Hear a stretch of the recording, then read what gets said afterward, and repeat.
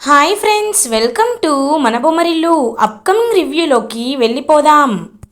అవని అమ్మవారి విగ్రహాన్ని తీసుకొని జాతరకి రావడాన్ని చూసిన వేదవతి ఒక్కసారిగా స్టన్ అయిపోతుంది.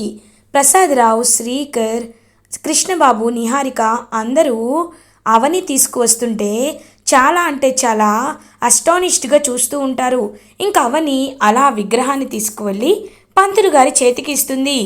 అమ్మా, నీవు ఈ విగ్రహాన్ని తీసుకువచ్చి ఈ ఊరిని కాపాడావు, 10 ఊర్లని చల్లగా బ్రతికేలా చేశావు, నీకు ఎప్పటికీ రుణపడి ఉంటామమ్మా అని ఊరి ప్రజలందరూ అవనిని పొగుడుతూ ఉంటారు. పాపం అవని అలా ఇంకా చూస్తూ ఉంటుంది వేదవతి వైపు. వేదవతి మాత్రం మొహమంతా మార్చుకొని ఇంకలా సైలెంట్గా ఉంటే అప్పుడే అవని, ఇది నా వల్ల కాదు, మా అత్తయ్య వేదవతి గారి వల్ల, వారు ఏదో ఒక చిన్న దోషం వల్ల అడుగు పెట్టలేకపోయారు, మాకు వెళ్ళేదానికి సమయం పడుతుంది, కాబట్టి నువ్వు విగ్రహం తీసుకురామ్మా అని పని నాకప్ప చెప్పారు. నేను ఒక పని చూసుకొని వచ్చేసరికి లేట్ అయింది, అంతేకాని ఈ విగ్రహాన్ని మా అత్తయ్యే నన్ను తీసుకురమ్మన్నారు అని అంటుంది. పాపం వేదవతి పరువుని కాపాడుతూ అవని ఇంకందరూ వేదవతికి నమస్కారం పెడుతూ ఉంటారు. అమ్మా, మాకు తెలుసమ్మా, మీరు ఎప్పటికీ మాకు అన్యాయం చేయరని, మీరు ఎప్పటికీ మమ్మల్ని సంతోషంగా ఉండి ఈ ఊరంతా సస్యశ్యామలమయ్యేలా చేస్తారని మాకు తెలుసమ్మా అని చెప్పి ఇంకా ఎంతో హ్యాపీగా ఫీల్ అవుతారనమాట ఊరి ప్రజలందరూ. రేయ్, ఏంట్రా చూస్తున్నారు, ఘట్టంనేని వేదవతి గారికి జై, ఘట్టంనేని వేదవతి గారికి జై అని చెప్పి ఇంకా అవనికి కొట్టాల్సిన జయ్యాన్ని వేదవతికి కొడుతూ ఉంటారు. అదంతా చూస్తూ అవని హ్యాపీగా ఫీల్ అవుతుంది. ఇంకలా అర్చన అవని వెళ్ళిపోతుంటే అర్చన అవని దగ్గరికి వస్తుంది. ఎక్కడికి వెళ్తున్నారు మేడం అని అడుగుతుంది. నేను వచ్చిన పని అయిపోయిందమ్మా, ఇక్కడ నా అత్తగారికి నా అత్తింటికి అవమానం జరగకూడదు అని అనుకున్నాను, జరగేలా చేయలేదు, అందుకే వెళ్ళిపోతున్నాను అని వెళ్తూ ఉంటుంది. అవని, వద్దు, మీరు ఇక్కడే ఉండాలి, ప్రసాదాన్ని కూడా మీరే తయారు చేయాలి అని అంటుంది అర్చన.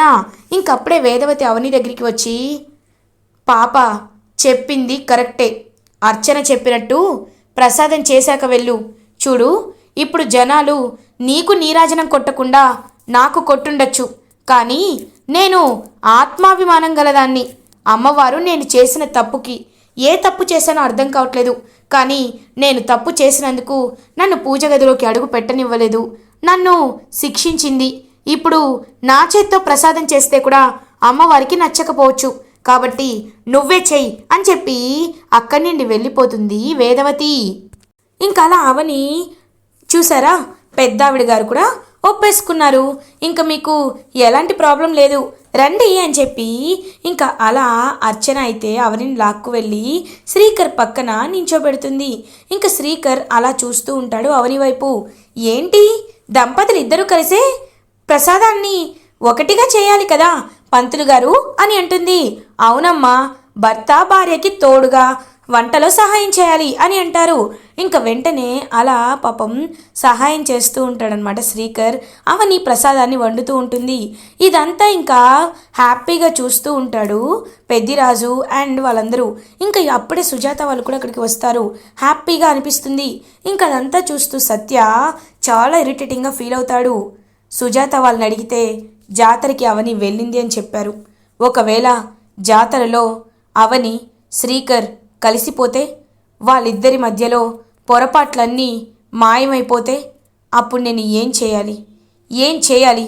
ఇప్పుడే నేను అవని మనసుని మార్చేయాలి. ఆ డాక్యుమెంట్స్ ఉన్నాయి కదా, ఆ శ్రీకర్ అవని తనకి సంబంధం లేదని డాక్యుమెంట్స్పై సైన్ చేసి ఇచ్చాడు కదా, వాటిని నేను అవనికి చూపిస్తాను. నీపై ఇంత కోపంతో రగిలిపోతున్నాడు, నిన్ను కనీసం ఒక మనిషిగా కూడా చూడటం లేదని చెప్తాను. అప్పుడు అవని శ్రీకర్కి దగ్గరవ్వాలనే ఆలోచనని కూడా తీసేస్తుంది. కాబట్టి ఇలానే చేస్తాను అని చెప్పి అలా ఇంకా అక్కడి నుండి అయితే వెళ్తూ ఉంటాడనమాట శ్రీకర్కి చెప్పాలని సత్య. ఇంకా సత్య కూడా జాతరకి వచ్చేసరికి అర్చన సత్య వైపు చూస్తూ ఉంటుంది. ఇదేంటి, ఈ సత్య ఇలా వచ్చాడు, జాతరకి ఎందుకు వచ్చాడు అని చెప్పి చూస్తూ ఉంటుంది. ఇంకా సత్య మాత్రం జాతర లోపలికి వెళ్ళాలా వద్దా అని చెప్పి ఆలోచిస్తూ ఉంటాడు. నాగమ్మ ఇదంతా దూరం నుండి గమనిస్తూ ఉంటుంది. ఇంకలా ఇటువైపు అవని శ్రీకర్ ఇద్దరు కలిసి ఆ ప్రసాదాన్ని తయారు చేసేస్తారు. తయారు చేసిన తర్వాత ఇంకా హ్యాపీగా అమ్మవారికి అవని శ్రీకర్ కలిసి సమర్పిస్తుంటే అవని అత్తయ్య గారు మీరు కూడా రండి అని అంటుంది. నేను రాను అని అంటుంది వేదవతి. అమ్మ మీది పెద్ద చెయ్యి రండమ్మా అని అందరూ బ్రతిమలాడుతుంటే ఇంకలా వేదవతి కూడా వెళ్ళి అవని చేయి పట్టుకుంటుంది. అలా ఇంకా అమ్మవారికి మంగళ హారతులు ఇచ్చి ప్రసాదాన్ని నైవేద్యాన్ని సమర్పిస్తారు. ఇంకా హ్యాపీగా ఫీల్ అవుతుందన్నమాట. అలా ఇంకా అవని ఇంకా అప్పుడే అర్చన పంతులు గారి దగ్గరికి వస్తుంది. పంతులు గారు మీతో కొంచెం మాట్లాడాలండి అని అంటుంది అర్చన. ఏమిటమ్మా అని అడుగుతారు. పంతులు గారు మీకు తెలియంది లేదు, ఈ మధ్య కొంచెం వేదవతి గారి ఇంట్లో ఇబ్బందులు సమస్యలు చుట్టుముడుతున్నాయండి. భార్యాభర్తలు కలిసి ఉండటం లేదు. వాళ్ళు ఒకవైపు వీళ్ళ ఒకవైపు ఉంటున్నారు. శ్రీకర్ గారు ఒకవైపు అవని గారు ఒకవైపు ఉంటున్నారు. కాబట్టి వాళ్ళని ఎలా అయినా దగ్గర చేసే బాధ్యత మీరే తీసుకోవాలి అని అంటుంది అర్చన. ఏమంటున్నావమ్మా నువ్వు అని అంటారు. అవునండి, ఈ విషయం మళ్ళీ ఊరి జనాలకు తెలిస్తే వాళ్ళు బాధపడతారు. అందుకే ఇప్పుడు ఎలాగో పూజ అయిపోయాక భోజనాలే కదా, వాటిని ఇద్దరు పక్కపక్కన కూర్చొని తినేలా చేయండి ప్లీజ్ పంతులు గారు అని అడుగుతుంది అర్చన. అమ్మా నీకు ఆ ఇంటికి ఎలాంటి సంబంధం లేదు, కానీ నిన్ను చూస్తుంటే నాకు చాలా హ్యాపీగా అనిపిస్తుంది. సరే అమ్మా, ఆ కుటుంబాన్ని ఒకటి చేయాలని నువ్వు ఇంతలా కోరుకుంటున్నావు, నా వంతు సహాయం నేను చేస్తాను తల్లి అని చెప్పి పంతులు గారు వేదవతి వాళ్ళ దగ్గరికి వచ్చి, అమ్మ పూజ పూర్తయింది, ఇప్పుడు భార్యాభర్తలు ఒక చోట కూర్చొని ఒకరికి ఒకరు భోజనం తినిపించుకోవాలి అని అంటారు. ఇంకా ఒక్కసారిగా అవని శ్రీకర్ ఇద్దరు ఒకరి మొహం ఒకరు చూసుకుంటూ ఉంటారు. ఇది భార్యాభర్తలు మాత్రమే చేయాలమ్మా, ఎందుకంటే భార్య ఎప్పటికీ ముత్తైదువుగా ఉండాలన్నా, భర్త సంతోషంగా ఉండాలన్నా, ఇద్దరు ఎప్పటికీ కలిసి ఉండాలన్నా ఈ పూజ అమ్మవారి దీవెనలు మీకు కావాలి అని చెప్పి ఇంకా పంతులు గారు చెప్తారు. అలా ఇంకా ఒక్కొక్క కప్పులు అయితే కూర్చొని ఉంటారు. వేదవతి ప్రసాదరావు, అవని శ్రీకర్, కృష్ణబాబు నిహారిక, పెద్దిరాజు అండ్ వసంత ఆంటీ, ఇంకా వీళ్ళందరూ అలా సపరేట్గా కూర్చొని ఉంటారనమాట. సో అలా ఒకరికొకరు తినిపించుకుంటూ ఉంటారు. అవని ఇంకలా శ్రీకర్ తనకి తినిపించడానికని దగ్గరికి వస్తూ ఉంటే అలా ఇంకా చూస్తూ ఉంటుంది అవని. ఇంకా అవని అలా చూస్తూ శ్రీకర్ పాపం భోజనం తినిపిస్తుంటే తింటూ ఉంటుంది. ఇటువైపు శ్రీకర్ కూడా అవని తన చేత్తో ప్రేమగా శ్రీకర్కి భోజనం తినిపిస్తుంది. ఇదంతా గమనిస్తున్న సత్య చాలా అంటే చాలా ఇరిటేటింగ్గా ఫీల్ అవుతాడు. ఖచ్చితంగా అవని శ్రీకర్కి దగ్గరైపోతుంది. ఇలా జరగకుండా ఉండాలంటే నేను ఏదో ఒకటి చేయాలి అని వెంటనే అవని దగ్గరికి వెళ్ళి మాట్లాడడానికి ట్రై చేస్తాడు సత్య. అవని అని పిలుస్తాడు. సత్య నువ్వేంటి ఇక్కడ అని అడుగుతుంది. అవని నీతో కొంచెం మాట్లాడాలి, పక్కకి వస్తావా అని చెప్పి పక్కకి తీసుకువెళ్ళి, అవని నువ్వు ఈ కుటుంబం కోసం ఎందుకింత చేస్తున్నావో నాకేమీ అర్థం కావటం లేదు. ఎందుకంటే వాళ్ళ అవసరం బట్టి వాళ్ళు ఒక్కొక్కసారి ఒక్కొక్కలా ఉంటారు. వాళ్ళు నిన్ను కనీసం పట్టించుకోరు. నీ కూతురు కనబడక నెల దాటుతోంది, కానీ వాళ్ళు ఒక్కసారి కూడా నీ కూతురు గురించి అడగను కూడా అడగలేదు. అలాంటప్పుడు నువ్వు ఎందుకు వాళ్ళ పరువు కోసం ఇక్కడి వరకు వచ్చావు అని అడుగుతాడు సత్య. సత్య ఏం మాట్లాడుతున్నావు? తను నా అత్తయ్య, అమ్మ తర్వాత అమ్మ లాంటిది. ఇది నా కుటుంబం. ఆయన నా బావ, నా మెడలో తాళి కట్టిన నా బావ. అలాంటి బావ ఎందుకని అపార్థం చేసుకున్నాడని అనుకోవాలి, కానీ ఇంకా బావకి దూరంగా ఉండాలని ఎందుకు అనుకుంటాను? ఆయన ఆ ముక్కు పుడక వంశాభివృద్ధి వంశానికి వస్తుంది, తరతరాలుగా వస్తుంది. తను తప్పు చేస్తుంటే పెద్ద ఆవిడని నేను సరిచేశాను, అంతేకాని నాకు తనపై ఎలాంటి కోపం లేదు. ఈ విషయంలో నువ్వు ఇన్వాల్వ్ అవడం కూడా నాకు నచ్చటం లేదు అని అంటుంది అవని.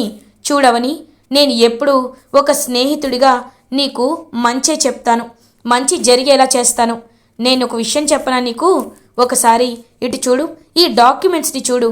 నిన్ను ఎలా అయినా వదిలించుకోవాలని శ్రీకర్ ఎంతలా చూస్తున్నాడో చూడు. వీటిపై సంతకాలు కూడా చేశాడు. నీకు నీ కూతురికి ఎలాంటి సంబంధం లేదని చెప్పాడు అని చెప్పి ఇంకా ఒక్కసారిగా చెప్పేసరికి అవని ఆ డాక్యుమెంట్స్ని చూసి షాక్ అయిపోతుంది. వెంటనే ఆ డాక్యుమెంట్స్ని తీసుకొని ఇంకలా వెళ్ళిపోబోతున్న వేదవతి వాళ్ళ ఫ్యామిలీ దగ్గరికి వచ్చి ఆగండి అని గట్టిగా అరుస్తుంది. ఒక్కసారిగా వేదవతి ఆగిపోతుంది. ఏంటి అని అడుగుతుంది. నేను అడిగింది మిమ్మల్ని కాదు. ఏంటిది బావా, ఏంటిది అంటే నన్ను పర్మనెంట్గా వదిలించుకోవాలని అనుకుంటున్నావా అని డాక్యుమెంట్స్ చూపించి అడుగుతుంది అవని. చూడవని, నేను మా అమ్మ మాటే వింటాను. మా అమ్మ మాట నాకు వేదంతో సమానం.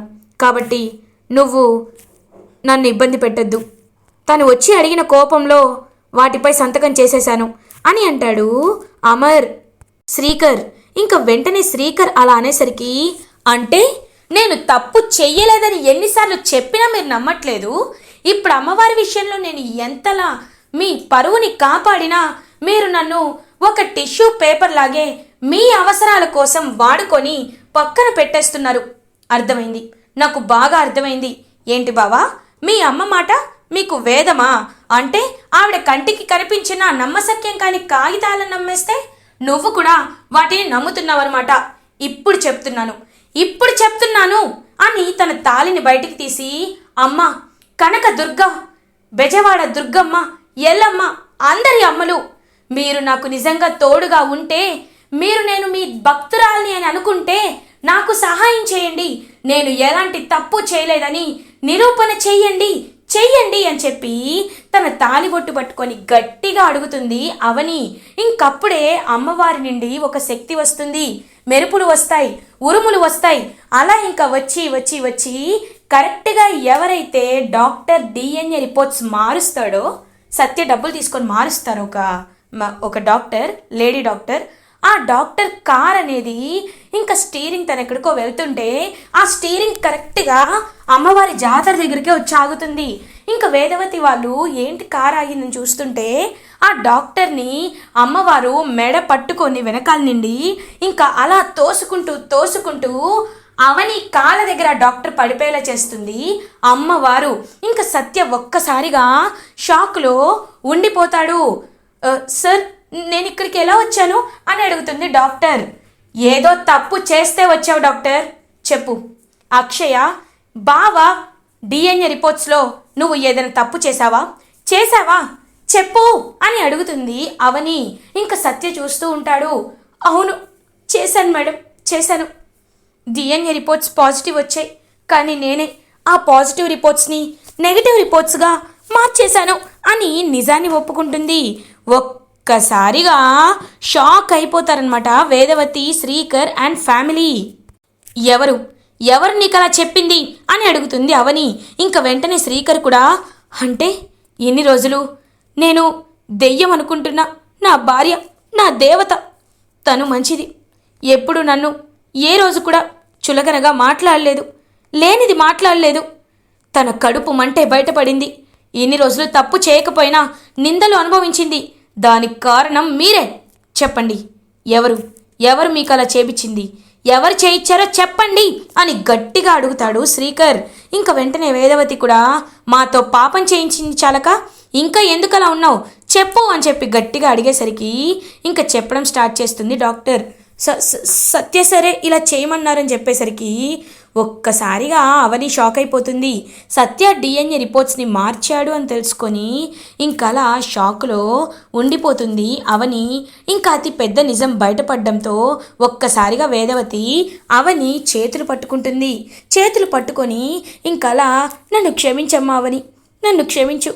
నేను ఆ డిఎన్ఏ రిపోర్ట్స్ని మాత్రమే నమ్మాను, కానీ నిన్ను నమ్మలేదు. ఎప్పుడు నిన్ను అపార్థం చేసుకుంటూనే వచ్చాను. నన్ను క్షమించమ్మా అని చెప్పి చేతులు పట్టుకుంటుంది. ఇప్పటికైనా మీరు నన్ను అర్థం చేసుకున్నారు, నాకు చాలా సంతోషంగా ఉంది. కానీ నా కూతురు కనిపించట్లేదని వెళితే నన్ను నిలువెల్లా దహించేస్తోంది అని అంటారు అవని. అమ్మ అవని, ఇంకా నువ్వు అక్షయ్ గురించి ఆలోచించొద్దు. తను నా మనవరాలు. తన్ని ఎలా అయినా ఎక్కడున్నా తన కాలు పట్టుకొనైనా ఇంటికి తీసుకొచ్చే బాధ్యత మాది.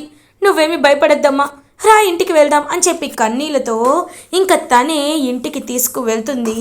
అలా ఇంకా వాళ్ళ వైపు చూస్తూ హ్యాపీగా ఫీల్ అవుతారు. దూరం నుండి అమ్మవారు భవానీ ఇంక అర్చన ఇదంతా చూస్తూ చాలా అంటే చాలా హ్యాపీగా ఫీల్ అవుతుంది. అమ్మ నాన్న కలిసిపోయారు, చాలా సంతోషంగా ఉందని చెప్పి ఇంకా ఇద్దరి వైపు చూస్తూ అలా వెళ్తూ ఉంటుంది అర్చన. ఇలా ఎపిసోడ్ ఎండ్ అవుతుంది. ఫర్దర్ ఎపిసోడ్ రివ్యూస్ ముందుగా మీకు కావాలి అనుకుంటే మా ఛానల్ని సబ్స్క్రైబ్ చేసుకోండి. Thanks for watching.